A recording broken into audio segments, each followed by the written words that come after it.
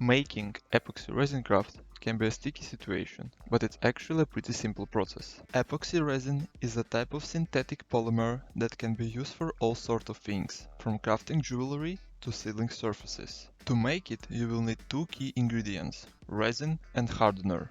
These two substances are mixed together in a specific ratio to create a chemical reaction that causes the mixture to harden into a solid. But be warned, resin can be a bit tricky to work with. It's important to follow the instructions carefully and take the proper safety precautions, like wearing gloves and working in a well-ventilated area. Once you have your materials ready, it's time to mix them together. Pour the resin into a container and then add the hardener using a measuring cup or other precise measuring tool to ensure the correct ratio. Then, use a stir stick to mix the two substances together thoroughly. The mixture will begin to harden within a few minutes, so you will need to work quickly to pour or spread it onto your desired surface. You can add all sorts of fun things to the resin, like glitter, beads, or even small toys, to create unique and colorful creations. And there you have it, your very own homemade epoxy resin craft. Just remember to be patient and take your time, and soon you will be a resin making pro. Who knows?